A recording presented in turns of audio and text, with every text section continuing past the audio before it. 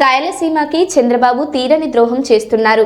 Telangana CM చెబితే రాయలసీమ ఎత్తిపోతల పథకాన్ని చంద్రబాబు ఆపేశారు. ఇది రాయలసీమకి మరణ శాసనం. ఇది చంద్రబాబు అసలు రూపమని సాకే శైలజానాథ్ గారు, మాజీ మంత్రి సింగనమల నియోజకవర్గ సమన్వయకర్త అన్నారు. నమస్కారం. చంద్రబాబు నాయుడు యొక్క అసలు రూపం బయటపడింది. రాయలసీమకు చంద్రబాబు నాయుడు ద్రోహం చేస్తూనే ఉంటాడు.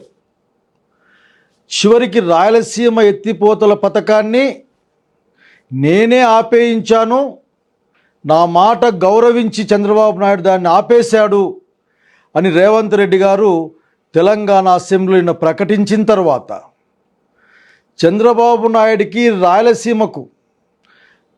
చంద్రబాబు నాయుడు రాయలసీమ పట్ల చూపించే దుర్మార్గమైన ఆలోచనకు ఒక విధంగా చెప్పాల్సి వస్తే రాయలసీమ ఎత్తిపోతల పథకం ఆపడం అంటే, లేక రేవంత్ రెడ్డి గారికి లొంగిపోవడం అంటే,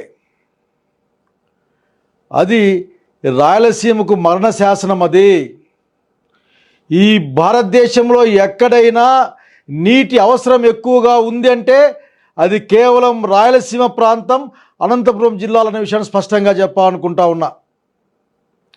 ఈ రోజున అసెంబ్లీలో తెలంగాణ ముఖ్యమంత్రి ప్రకటిస్తాడు, మేము రహస్యంగా ప్రైవేటుగా మాట్లాడుకున్నప్పుడు నేను అడిగాను దాన్ని ఆపేయమని, ఆపేశారు, నిజ నిర్ధారణ కమిటీ వేసుకోండి, కావాలంటే పోయి చూసిలాంటి పనులు ఆగిపోయి ఉంటాయని అతను మాట్లాడితే చంద్రబాబు నాయుడు గారు మీరు ఇప్పుడు చెప్పాలా, మేము రాయలసీమ వల్ల మీకు ఏం అన్యాయం చేశాం?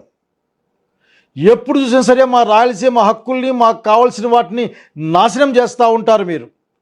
ఈరోజు మాకు జీవాధారమైన, మేము బతకడానికి అవసరమైన నీళ్లను కూడా మాకు రానికుండా చేసే ప్రయత్నానికి మీ యొక్క స్వార్థ ప్రయోజనాల కోసం రేవంత్ రెడ్డి గారితో మీరు కుమ్మక్కయ్యారని ప్రజలు మాట్లాడుతూ ఉన్నారు.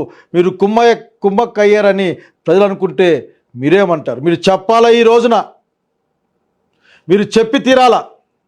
నేను రాయలసీమ ప్రాంతంలో ఉన్న తెలుగుదేశం పార్టీ వాళ్ళని కోరుతా ఉన్నా, అక్కడ ఎమ్మెల్యేలని మంత్రుల్ని కోరుతా ఉన్నా, రాయలసీమకి ఇంత అన్యాయం జరుగుతూ ఉంటే మీకు ఏ విధంగా మీకు సహిస్తూ ఉందో మాకు అర్థం కావడంలే. ప్రాంతం అల్లాడిపోతూ ఉంటే, ప్రాంతం నాశనం అయిపోతూ ఉంటే, చివరికి పోతిరెడ్డిపాడు హెడ్ రెగ్యులేటర్ను కూడా పనిచేయకుండా చేసే కార్యక్రమం చేస్తూ ఉంటే, 40,000 పైన క్యూసెక్కులతో ప్రణాళిక రచిస్తే దాన్ని 2,000, 3,000గా మారుస్తున్న చంద్రబాబు నాయుడు యొక్క దుర్మార్గమైన ప్రణాళిక ఆలోచనని మీరు గమనించడం లేదా? గమనించి కూడా కేవలం పదవుల కోసం మీరు అట్లా కనీసం మాట్లాడలేకపోతున్నారా? మాలాంటి వాళ్ళకి అర్థం కావడంలే. ఈ రోజున స్పష్టంగా చెప్తా ఉన్నాం, రాయలసీమలో ఉన్న మంత్రులందరూ కూడా తక్షణం చంద్రబాబు నాయుడు గారికి అల్టిమేటం ఇవ్వాలి. మీరు రాయలసీమ ఎత్తిపోతల పథకాన్ని తిరిగి సత్వరం దాన్ని కట్టడానికి ముందుకు రాకపోతే, అట్లాగే రాయలసీమలో ఉన్న ప్రాజెక్టులు పూర్తి చేయడానికి మీరు ముందుకు రాకపోతే మేం పదవుల్లో ఉండం అని మీరు చెప్పాల్సిన కాలం వచ్చింది. అట్లాగే ఇంకో ప్రాజెక్ట్ని మేము సహకరిస్తామని చెప్పేట్లుగా వస్తూ ఉన్నాయి. నాకు బాగా గుర్తుంది, ఆ రోజున ట్రిబ్యునల్లో వాదించినప్పుడు ఆంధ్రప్రదేశ్ నుంచి సరిగా వాదనలు వినిపించలేదని ఆనాటి నీటి రంగ నిపుణులు, రాష్ట్ర భవిష్యత్తు కోరుకునే వాళ్ళు చెప్పారు. ఆంధ్రప్రదేశ్ రాష్ట్రాన్ని నాశనం చేసే ప్రయత్నం చేస్తూ ఉన్నారు మీరు. కనుక ఇప్పటికైనా సరే మీరు వాస్తవాలు ముందు పెట్టాలా. మీరు ఒక్కటే మాట చెప్పాలనుకుంటా ఉన్నా, రాయలసీమకు మీరు చేస్తున్న అన్యాయం అంతా ఇంత కాదు. మాకు రావాల్సిన రాజధానిని ఏకపక్షంగా తీసుకెళ్లారు, అట్లాగే మా హైకోర్టును తీసుకెళ్లారు, అనంతపురం జిల్లాకు సాధించిన ఆల్ ఇండియా ఎయిమ్స్ని దాన్ని తీసుకెళ్లారు, చివరికి గ్రామీణ బ్యాంకును కూడా తీసుకెళ్లారు. ఏది కూడా ఉంచకుండా పరిస్థితి. 400-500 కోట్లు ఖర్చు పెడితే వెలుగోడు ప్రాజెక్టు పూర్తి అవుతుంది. ఒక 2 కిలోమీటర్లు వర్క్ చేస్తే గాలేరు నగరి పూర్తయి హంద్రీలో కలిసి మిగతా నీళ్ళు అనంతరంకు ఉపయోగపడతాయి. మీ దగ్గర నుంచి కేవలం మమ్మల్ని మభ్యపుచ్చి మోసం చేసే మాటలు వింటా ఉన్నాం. ఈరోజు వాస్తవం ప్రజల ముందుకు వచ్చింది.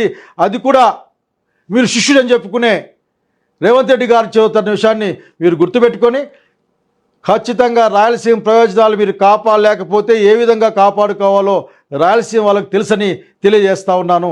నమస్కారం.